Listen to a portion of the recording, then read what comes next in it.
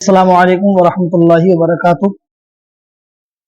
الحمدللہ رب العالمین والعاقبۃ للمتقین والصلاة والسلام علی سید الانبیاء والمرسلین، اما بعد فاعوذ باللہ من الشیطان الرجیم، بسم اللہ الرحمن الرحیم۔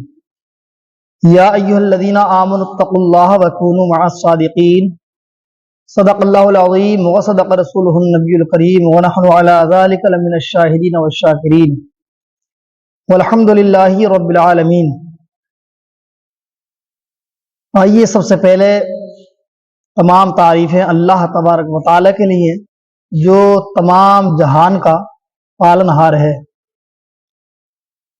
اور ہر طرح کی عبادت اور ریاضت اللہ تبارک و تعالیٰ کے لیے۔ اس کے بعد تمامی ناظرین حضور اکرم صلی اللہ تعالیٰ علیہ وسلم کی مقدس بارگاہ میں درود و سلام کا نذرانہ عقیدت پیش کریں۔ اللہم صلی علی سیدنا و مولانا محمد مبارک وسلم، صلو علیہ صلاۃ و سلام علیک یا رسول اللہ صلی اللہ تعالی علیہ وسلم۔ ملک سخن کی شاہی تم کو رضا مسلم، ملک سخن کی شاہی تم کو رضا مسلم، جس سمت آ گئے ہو سکے بٹھا دیے ہیں، جس سمت آ گئے ہو سکے بٹھا دیے ہیں، اور سب ان سے جلنے والوں کے گل ہو گئے چراغ، سب ان سے جلنے والوں کے گل ہو گئے چراغ، احمد رضا کی شمع فیروزاں ہے آج بھی۔ میں نے جو آیت کریمہ پڑھی اس کا ترجمہ اور مفہوم یہ ہے، اے ایمان والو اللہ سے ڈرو، سچوں کے ساتھ ہو جاؤ۔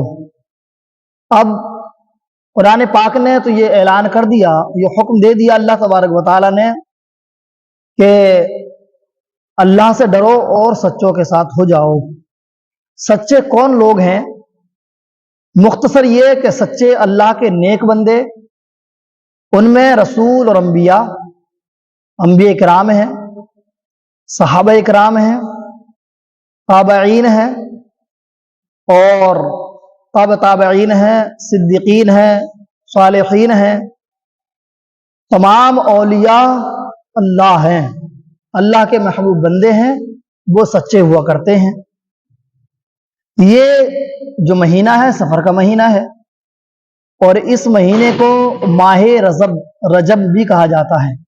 اس مہینے کو ماہ رجب سے بھی یاد کیا جاتا ہے۔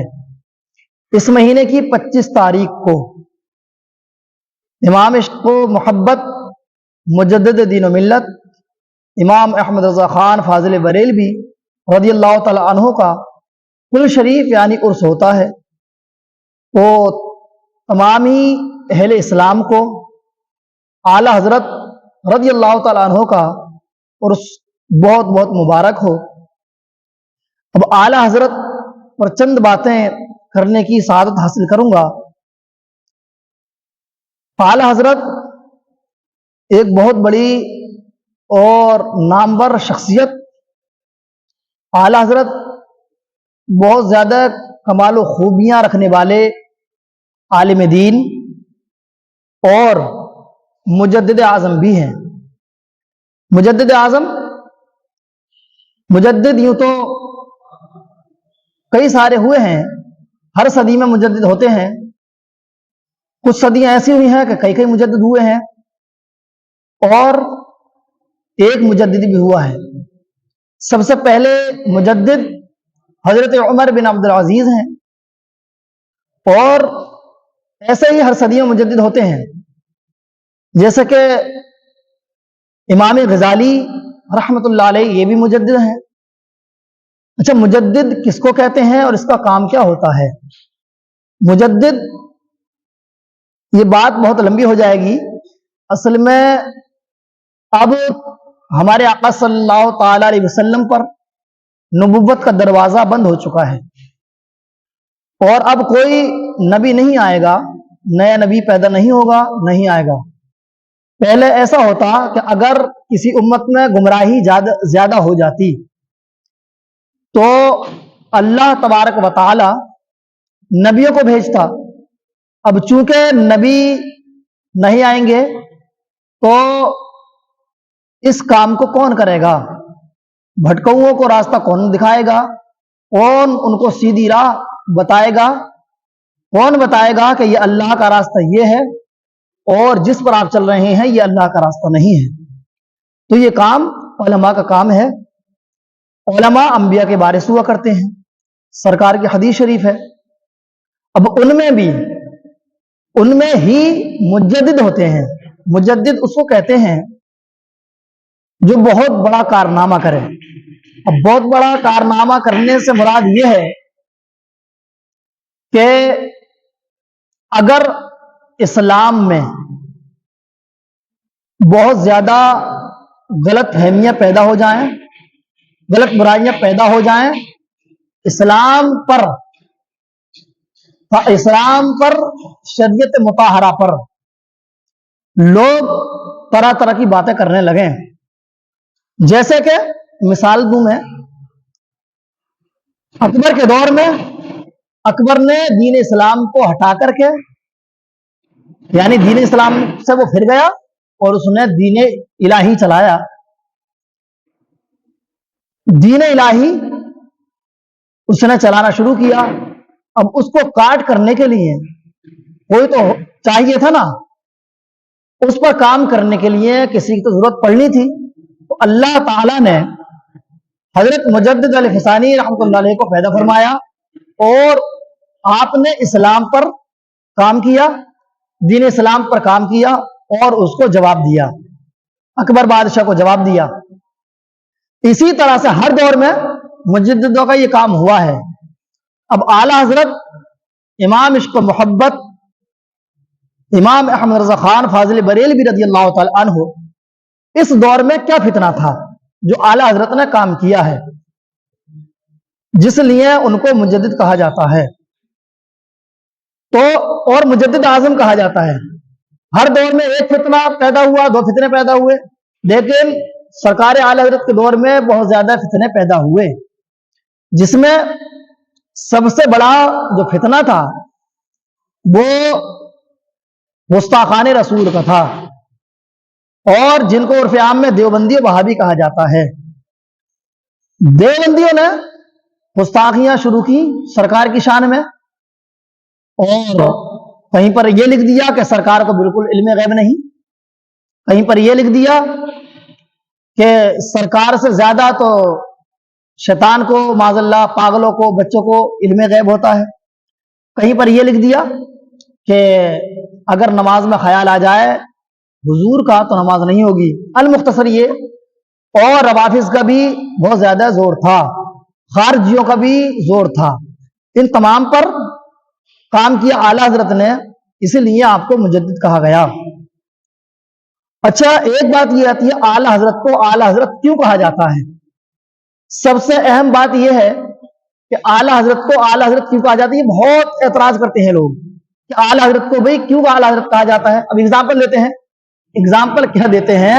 एग्जाम्पल ये देते हैं कि आप सिद्दीक अकबर को हजरत कहते हैं और उस्मान गनी और फारूक आजम रज़ियल्लाहु तआला अन्हु हजरत मौला अली को हजरत कहते हैं। आप इमाम अहमद रज़ा खां को क्यों आला हजरत कहते हैं? और यहां तक कि सरकार की शान में भी आप कहेंगे, नाम लेंगे सरकार का, तब भी आप हजरत कहेंगे। फिर इमाम अहमद रज़ा खां को क्यों आला हजरत कहते हैं? कि इसमें जो है ये ऐतराज करते हैं। अब सबसे पहले तो ये जहन में रखें कि आला का मतलब जो होता है वो बड़ा होता है। सरकार आला हजरत को आला हजरत के दौर में बड़े मौलवी साहब, बड़े आलिम साहब भी कहा जाता, तो आपको इसलिए भी आला हजरत कहने लगे क्योंकि अरबी में जो आला का मतलब है वो बड़ा होता है। ठीक है, अब आला हजरत, बड़े मौलाना, ये हो गया। अच्छा, अब ये जो कहते हैं कि भाई हजरत सिद्दीक अकबर पर जो लेते हैं नाम उनका, तो आप हजरत कहते हैं। अब मैं आपको यहां पर एक मिसाल देना चाहूंगा। मिसाल किसकी? किसी दुनियादार की नहीं। मिसाल लीजिए आप, हजरत इमाम हसन मुजतबा हैं, आप इमाम कहते हैं, हम भी इमाम कहते हैं। हजरत इमाम हुसैन है, इमाम हुसैन को आप भी इमाम कहते हैं, हम भी इमाम कहते हैं। इसी तरह से इमाम जाफर हैं, इमाम बाकिर हैं, इमाम मूसा काजिम हैं। इसी तरह से आइम्मा इकराम आए हैं और उनको इमाम कहा गया है। इमाम हसन बसरी हैं। ठीक है, अब मसलक के इमामों की जब बात आती है, इन पर आते हैं हम, तो इमाम आजम हम कहते हैं, इमाम आजम अबू हनीफा रज़ी अल्लाह तआला अन्हु। अब उनको इमाम क्यों कहा गया? भाई इमाम हसन बसरी को इमाम कहा गया, इमाम हसन मुज्तबा को इमाम कहा गया, तो क्या माज़अल्लाह अगर हमने इमाम आजम कह दिया, तमाम लोग कहते हैं, हनफी लोग इमाम आजम कह दिया, तो क्या इमाम हसन मुज्तबा के बारे में ये गुस्ताखी है? नहीं, बल्कि उस दौर में, इमाम आजम के दौर में ऐसा इमाम नहीं था, इसलिए आपको इमाम आजम कहा गया। और इन मसलक के चारों इमामों में सबसे बड़ा मर्तबा, मकाम और बुलंदी जो हासिल है वो इमाम आजम को हासिल है, इसलिए उनको इमाम आजम कहा गया। इसीलिए आला हजरत के दौर में आला हजरत से बड़ा कोई भी आलिम नहीं था और ना ही इतना बड़ा कोई काम करने वाला था।